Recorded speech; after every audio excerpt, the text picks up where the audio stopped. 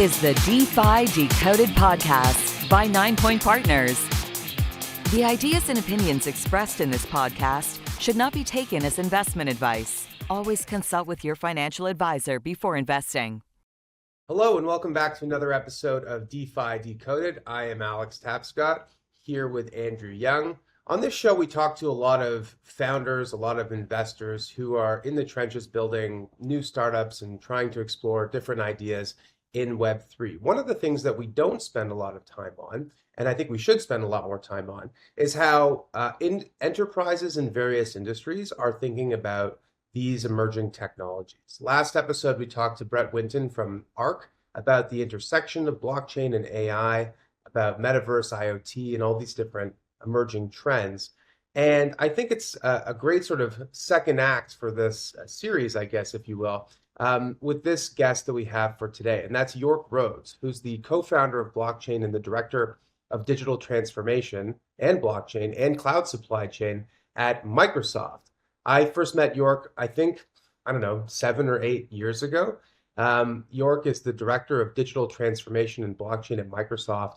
And from the very, very beginnings that I've known Yorke, he's been someone who's been a big fan of public networks, things like Ethereum. And I believe, Yorke, that Microsoft was a founding member of the Enterprise Ethereum Alliance and has been a big supporter of the open source, open platform community within the world of Web3. That is something that a lot of enterprises today are now realizing is the right strategy, but it took them many, many years to get there. In the very early days, a lot of big companies liked the benefit of a network for moving value peer-to-peer, but they didn't like the idea of using these public chains. And so they built these enterprise blockchains, sort of like the intranets of the 1990s. But I think a lot of people now realize that these public networks where all the innovation is happening, where the users are, where a lot of the developers are building stuff, is actually kind of the place to be. This was something Microsoft really knew right from the very beginning. So we're going to hear a little bit about that journey, Yorke's journey, but also the firm and how it identified early on that this was the place where the innovation was going to happen. And then from there, we'll talk about what's going on today. So Yorke, before we jump into it, just thank you so much. It's great to see you again. Great to see you as well. Happy to be here. Yeah. So your bio says you rejoined Microsoft in 2014, which is kind of tantalizing because it suggests that there's a whole other story behind that.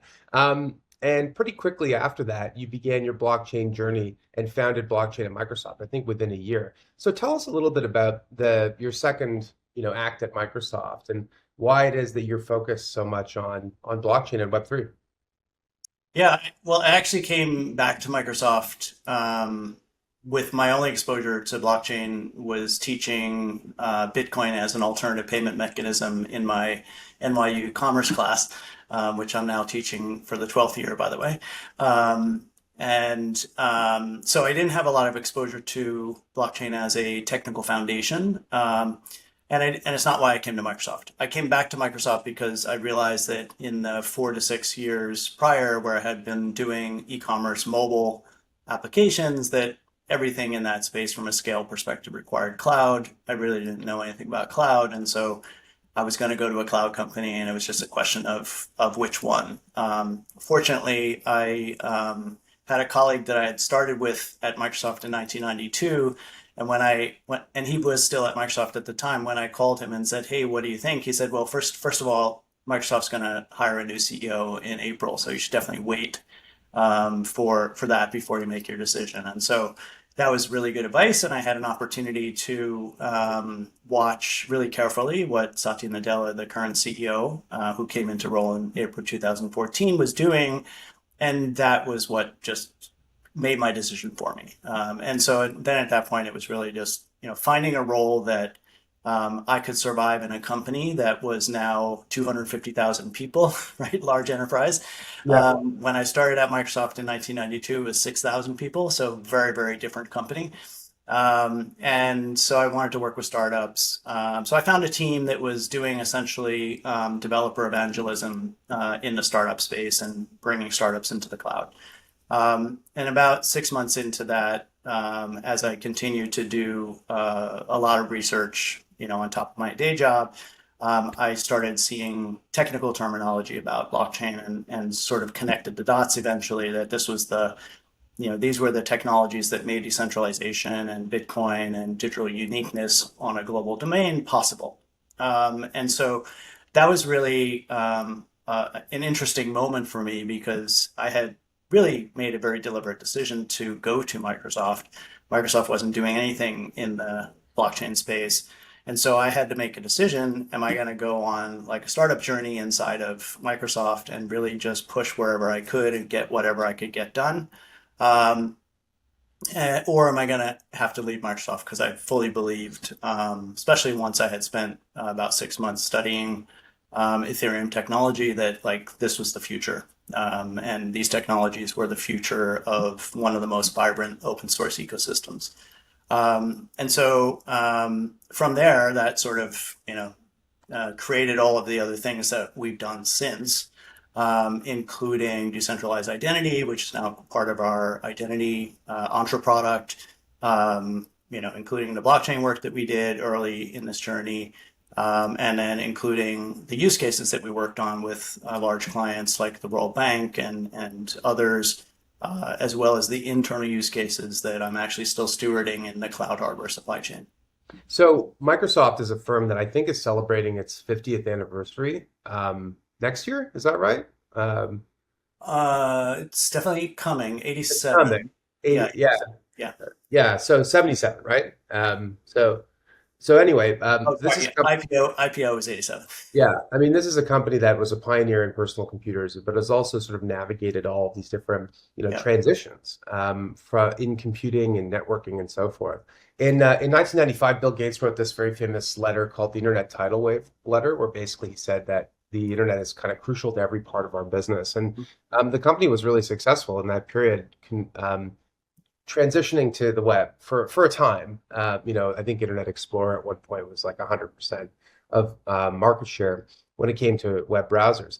Do you think that internally there's a consensus today from leadership about what new technology is crucial to every part of the business? Like, is there an AI tidal wave? Is it a web blockchain tidal wave? Like, it feels like that time was so obvious, and Bill Gates, to his credit, like 95, it's fairly early to be like, we're going to like pivot hard to this thing. Well, it's a good point. It wasn't obvious in 1995 because in 1993, Bill Gates said the internet's a fad. Right? Exactly. Yeah.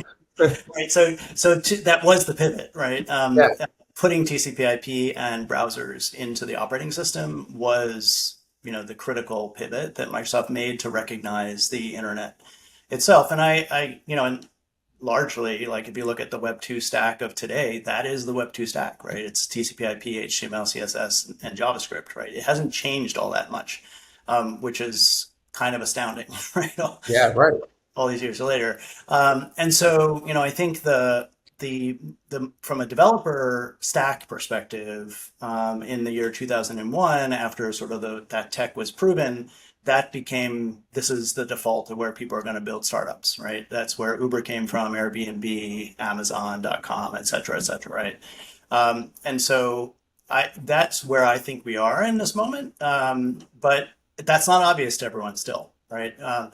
And certainly in a large enterprise, enterprises are built out of people. We have 250,000 people, right? Yeah. Everybody has their own experiences, their own biases, their own desires, loves, and passions, right? And so it's very hard to get consensus, as you know, in a DAO. It's as hard to get consensus of, a single thought in an enterprise. And even in the AI wave, right? Like people had very different opinions about like, what is AI going to mean for our business? How should we think about going down this AI road? Should we be wholly doing it on our own? Should we partner with companies like OpenAI and Mistral and others that we partner with? And so, so that's sort of the human element. The second point about a large enterprise like Microsoft is it's like 24 different businesses, right? And so every business is going to make a decision relevant to their business. And third important data point is that Microsoft, although we are always leaning into technology because we're a very thoughtful technology company, if you have large revenue like an Xbox or other businesses, you immediately become conservative, right? And so, you shy away from risks that other smaller companies can take. And so that's why our partners are so important for us, is because they can take risks that we can't take. And so it's why we embrace the partner community the way that we do as well. Yeah. I'll pause there and let you poke or redirect. Well, I want to build on this idea of comparing this moment to the 90s, because I started off in the intro with this description of how in that period a lot of big companies loved the idea of networking technology, a communication protocol to move information, to have a shared, network state for information and so forth. But they didn't like the idea of the open web, because it was a place full of like crooks and ne'er-do-wells and pornographers and all the rest of it. And besides, the tech was pretty primitive, and so it couldn't really be used for enterprises anyway. They built intranets. And, this is a comparison that, we've made a lot.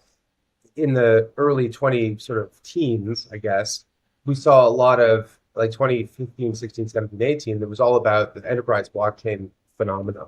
And now it seems like there's sort of a Johnny-come-lately realization that that's not the case. We actually saw each other most recently in New York at the Coinbase Institutional Summit. And to me, at least, listening to asset managers and financial companies, the consensus was that tokenization and financial applications would occur on public networks. And that's where big companies like BlackRock and others, Franklin Templeton, Fidelity, that's where they were building. And that's something that I think maybe 5 years ago, there would have been a funkier answer from them about we've got our own closed network, we're working with our counterparts and the rest of it. So that seems to be a done deal, at least at this point.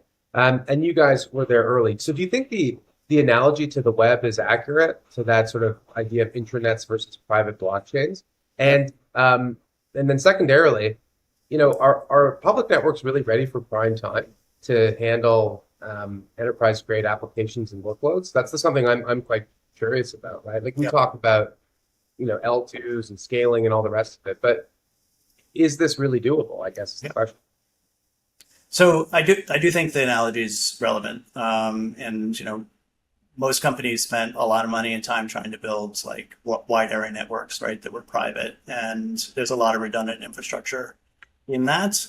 When people started to realize that you could secure communications across the public internet, that was just a much cheaper and much more scalable way to do that for your own business, but also for how you connect to other businesses. And that is a really good analogy of where we are today. The internet stack is an open source stack, right? Primarily, public blockchains are primarily open source, public communications and coordinations and consensus driving mechanisms. And so it's a very relevant comparison. The interesting thing in the question you just asked, which is Microsoft's customers, which is one of the biggest signals that Microsoft listens to when it thinks about investing in technology, really is a strong signal. So when you mention Fidelity, BlackRock, Franklin Templeton, London Stock Exchange, et cetera, those are large Microsoft customers, right? And so those customers asking Microsoft, hey, how can you help us in this area, is definitely a signal that Microsoft listens to, which sort of pushes us towards like where should we be spending time, right? In terms of priority investments, and or where should we invest, hardcore with bleeding edge customers who really want to do things that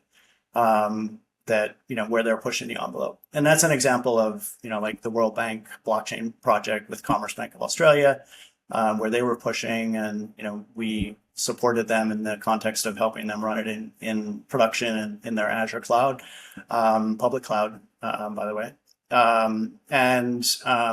Similar, we'll see that I think with the financial institutions that are really pushing the envelope. To your question about scale, I think what's interesting is to me, I think, and we're starting to see this in the market, one of the most interesting examples is what Coinbase is doing with Base, and how they're really from from the CEO's voice down, have embraced this idea that the future will be an on-chain economy, and how do we therefore start to build and pivot parts of their business where it makes sense onto a chain that currently is somewhat centralized, but obviously is a decentralization possible environment with just extending out the infrastructure to other parties. And so that model, I think what we're seeing in the market, you see this with which BlackRock, I think, announced they're going to build their own layer 2 as an example. I think we'll see more and more of that now. I would bet that any other exchanges like London Stock Exchange might do something similar. And I think that's just going to be a common pattern. If you look at it from a business risk perspective, it gives you a place to start to exercise the public chain technologies in the context of your business. And then secondly, decide what the control points are, right, for that specific L2 environment. And so that's not fully open public Ethereum, right, where you don't know who the validators are. It's an opportunity to know, right, who the validators are, and decide what constraints you want to put around that. So I think we're there. To your point about scale, the question really is more of an application specific question. Like Coinbase is not going to put stuff on their layer 2 that they know won't get to finality fast enough, as an example, right? When you look at a specific application, what the context of that application is in terms of requirements for finality, and what the transaction throughput needs are for that particular application. We know that very well, for example, in our cloud blockchain work. Supply chain is an interesting example because if you have, say, a single business driving most of the transactions on a piece of infrastructure, you can pretty well understand what the throughput and the transactional finality requirements are there. And in supply chains, like the business today is not a real-time dynamic business. It's a business that operates in 24-hour response times, right? So if you send a PO to a supplier, you don't expect immediate DeFi style like acknowledgement, right? You expect it to get acknowledgement and start processing things on a 24-hour basis. So in some scenarios, like absolutely, right? From a scale perspective, it's possible today. So we've been talking a lot on this show about kind of whether it makes sense for both enterprises and more crypto native apps to essentially build on generic chains like Ethereum or Solana versus launching your own network, your own app chain, or I guess increasingly your own layer 2. I'm curious because you talked about a little bit about how like BlackRock's launching their own layer 2. What do you think the benefits are of having their own network versus just plug and play using something that's already hit scale and sort of has users? Yeah, I think the theory of layer 2s is either an endpoint or a stepping stone in the right direction to the point you're making, and vastly different than doing a private network, right? Just completely different, right? Technically, yes, you could run the same stack, right? We run an Ethereum stack today in a private network. But in terms of how you think about the infrastructure, how you think about the participants in the infrastructure, a layer 2 gives you that, but it gives you that with controls, right? And when you go to something that's fully public and decentralized, it has great qualities like decentralization, which gives you censorship resistance and security, et cetera, et cetera. But then you also have the problem that people always get concerned about, which is who are the folks in the network? And that kind of actually takes you back to an argument about the internet, which is like, what's going on in the internet? Who's pushing along email messaging through SMTP protocols? Who are those providers? Who's dealing with network traffic? Where are the nefarious actors on the internet? And actually, they're all there, right? And so if you properly have that discussion, you can get people to understand that, like, actually, we're already dealing with those problems, right? Phil Spencer, who was the head of Xbox, had a really good point when we were having this conversation about content moderation in games. And his point was that you deal with the moderation problem at the point that it matters to consumers and not at the point that it exists. Because it's really hard to like police the internet, right? It's hard to police, all of the content in the world today. And so his point was like, if something doesn't match a content filter, objectionable content for children, for example, then you deal with it at the point that you're going to serve it up, right? And so that means you're taking a stance that, okay, you acknowledge that there's nefarious actors, you not acknowledge that there's bad content, you just make sure that it doesn't affect your consumers, right?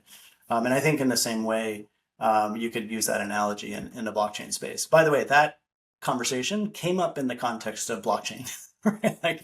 And so it was very thoughtful. And I think other people in other parts of the business didn't even have that type of thought around, well, what do we do about this today with gaming, right? I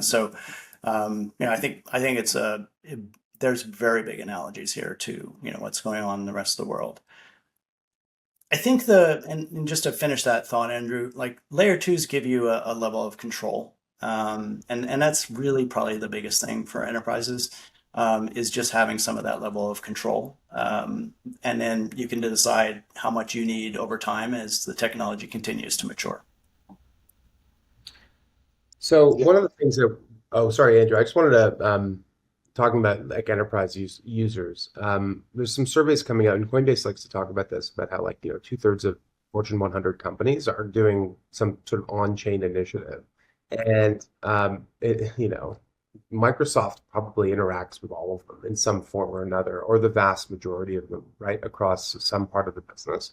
And I'm curious if you could just shine some light on how advanced you think that actually is. Like, obviously, when it comes to I think in financial services, there's a lot going on. PayPal has PYUSD, which just crossed $1 billion, and has some implementations on Ethereum and Solana, and that's like clearly a big focus. So like that's one example.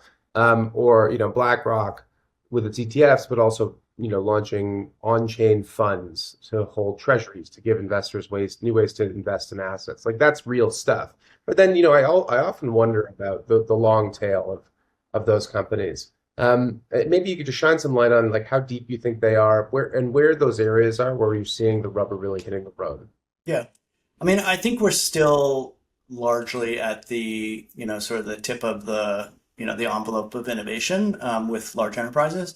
And so while I don't doubt the numbers, I think the reality is in what they're doing, right? Yeah, totally. Like anyone can say they have an on-chain initiative by doing, study or working with some company or what have you, right?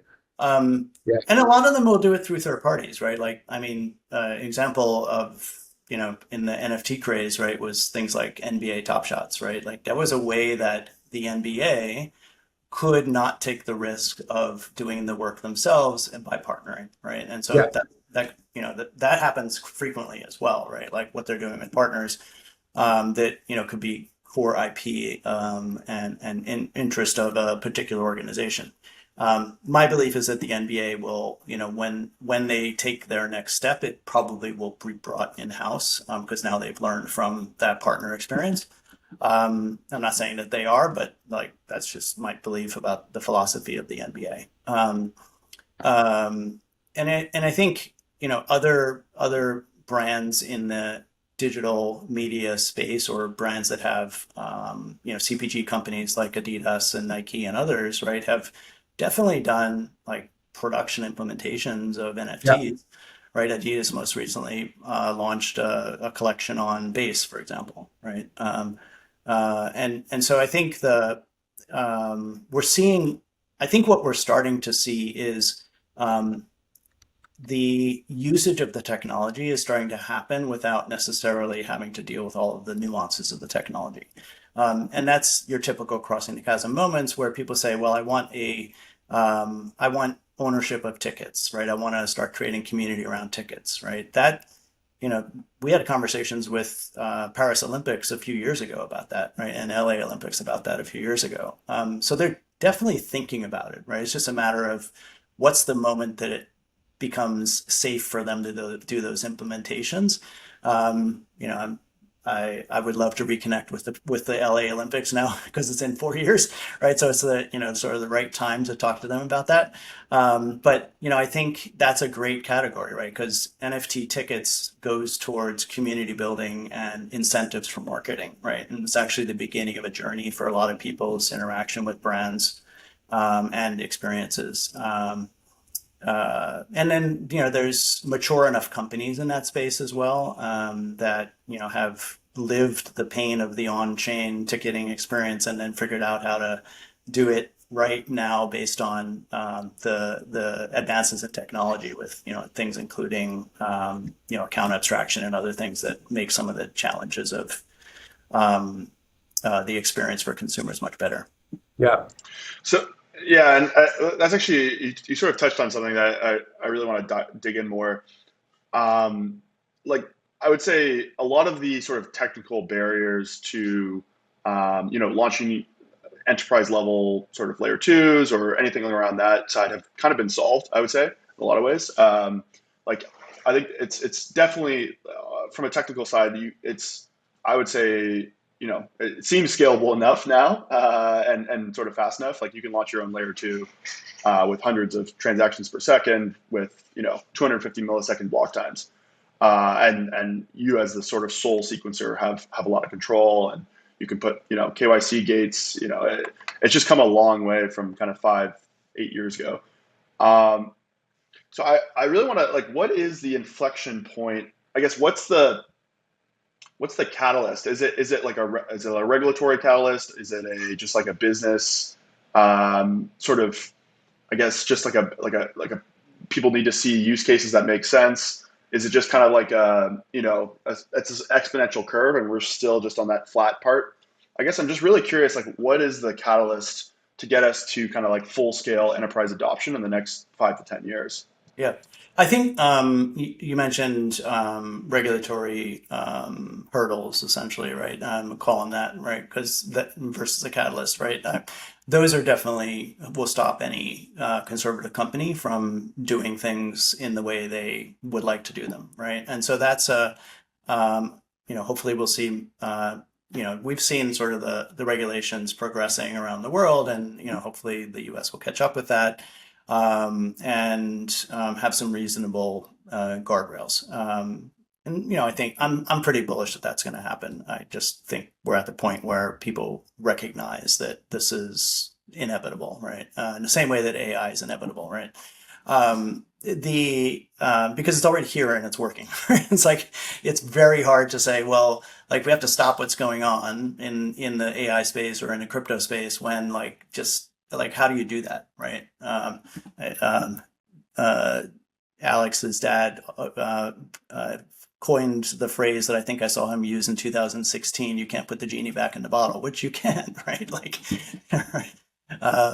And so, it's, I think that we'll get there, right? And we're probably, maybe 2 years away from that, right? But that also gives people sight, right? And why do we see every financial company talking about tokenization?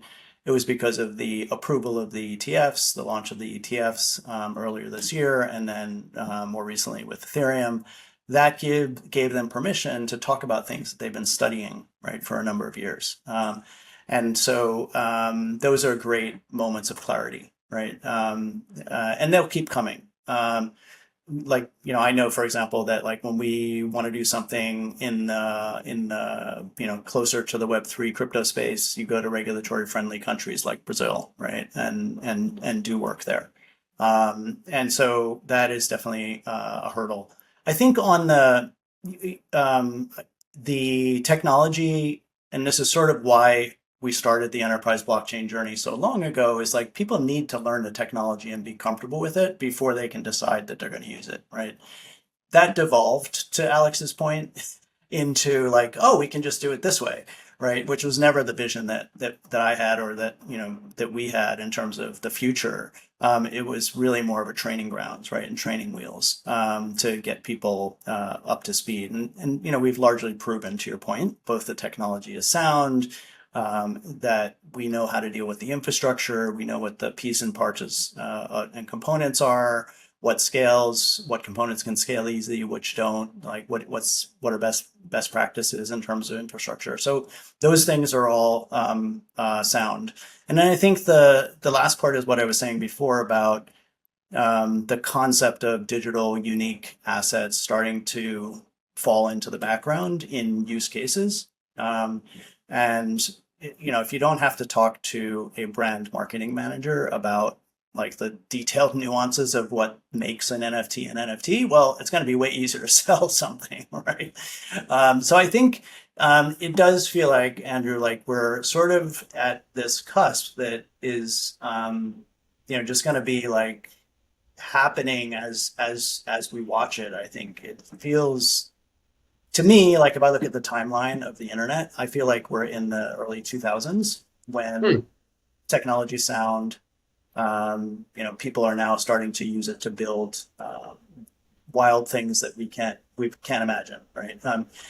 And when I say that, people are looking at sort of the new tools of the stack as being Web3 tools, digital uniqueness on a global domain, and AI, right? Those two things, I think, in the future will just be part of every tech stack. That's great, Yorke. I have a couple of other questions. So we talked about like these different use cases and what networks they're getting built on. And you guys are not Ethereum maxis, you're technology maxis. So like I think Ethereum is a place where a lot of good stuff's been going on, and that's so an area where you've been focusing. So I'm wondering though, a lot of people like to talk about Solana, but I actually want to talk about Bitcoin because I was rereading an article that helped me get really into this space way back in the day. It was an article by Mark Andreessen in the New York Times. It was an op-ed. It was called Why Bitcoin Matters. And in this article, he was talking about how this network would be used to move and store every kind of asset digitally, right? In the same way that the web was this platform for information, the Bitcoin network could be used for real world assets. Like he talks about real estate, car titles, and so forth. And, you and I, everyone who's been around for a while knows this whole story. But recently, we've been seeing this resurgence in Bitcoin layer 2, NFT, ordinal activity. And I'm wondering what your point of view is on that. As someone who's been in the space for a while, who's a student of technology, who knows Bitcoin front to back, but also sort of sees it in a broader context. Like, what is this for real? Could Bitcoin do this, or is this going to be an interesting area where maybe there's some growth, but it never quite scales, right? Yeah, it's a good point. I think there was a time when we were building our identity work that it was very tied to the Bitcoin stack with the full belief that, and actually, we built this thing called Ion, which was essentially a layer 2 for identities on Bitcoin. The challenges, I think we ran into a couple challenges from a technical perspective. One is, while layer 2s give you a lot of functionality, the technical underpinnings of the layer 2 is important, right? If you look at Ethereum, for example, the layer 1 has modified parts of the protocol in order to better support layer 2s. That will have to happen in the Bitcoin space as well. It's not like you can't have the stagnancy that's in Bitcoin and have a vibrant ecosystem that says, hey, I need this to do this better. And so I think some of the constraints on Bitcoin will start to show up as warts in the full tech stack problem in not too distant future. So I'm quite skeptical about that. There's obvious reasons that when smart people like Vitalik Buterin carved off from the Bitcoin community and said, hey, I want to build a tech stack that's a flexible tech stack, that he didn't do it on top of Bitcoin. Right, there were reasons for that back in 2013, 14. Those reasons are still true today. Right, it's a very inflexible environment with very strong constraints for good reasons. but it's built like a monolithic tech stack for one purpose, right? Whereas you need much more flexibility when you're building a tech stack that serves many, many purposes. So while it's possible, I'm quite skeptical that there are many unknown unknowns that will be in the way, that will be hard to work around in the context of a very hardened piece of code, right at the foundational layer. Well, it seems like that's almost a cultural barrier in a way, right? Because if there's a willingness at the foundational level to open up, then there is lots of potential as well. Yeah, I agree. So some of it is cultural, based on the community, the maintainer community, right? But some of it is also like foundational things that were decisions of the base protocol that are not probably going to change ever, right? That really constrain the ability to have smart logic in that can operate in the context of for example a VM, right? Like the EVM. Yeah. Right. Interesting. Okay, that's one question. And then another question is, you said that you thought that eventually, given the cat's out of the bag, the genie's out of the bottle, the tech works, there's a lot of big companies, doing stuff on it, that eventually we get some clarity around regulations and around policy, to help this scale. Do you think the election matters very much? This is an election year in the U.S., and I think a lot of people are making a big deal out of it, and I'm curious what your point of view is. Yeah. So I think it's healthy, the big deal that people are making, because voices from constituents drive policy, right? So from that perspective, the noise is good. I think it's created awareness across the political spectrum that there's a technology foundation here that's very interesting, and that it is a entrepreneurial startup ecosystem that people need to respect in the U.S. So I do think it matters. I don't think specific party choices are going to matter much. I think you can take that statement whichever way you want, but like, people's voices change policy, right? And so yes, there are some specific players in specific parts of the government who are people who have specific biases, just like there are in enterprises that have specific biases. And so the encouraging thing is that like all of the staffers are young, right? And the staffers are what are doing the informing across both sides of the aisle. So that's positive. I lost your audio. That was me. Are you on mute, Alex? You're on mute. He keeps telling me to mute because he's hearing feedback. I completely agree. I mean, I think it's, there was a time when this was a bipartisan issue. I think the time will come again when it's a bipartisan issue. I'm not someone who's all that like focused on the politics of it.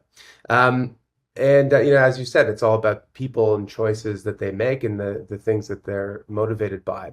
And it's also about the technology. Like, to your point, if it works, if it's useful, if it enables applications that weren't possible before, if it's creating value, unlocking value, creating value in the economy, if it's creating jobs, wealth, and so forth, like, these are things that eventually will spill over. And so I do think it's a matter of when and not if.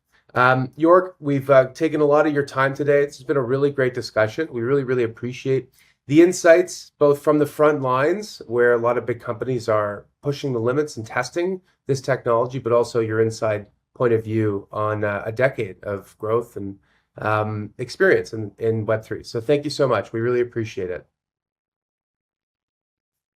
Sorry. Yeah. Thank you very much. Great to chat again. And I'm sure I'll see you at Mainnet or otherwise in the near future.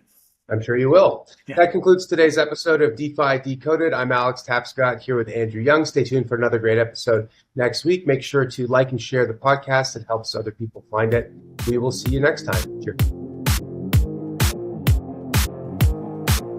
The information contained herein does not constitute an offer or solicitation by anyone in the United States or in any other jurisdiction in which such an offer or solicitation is not authorized.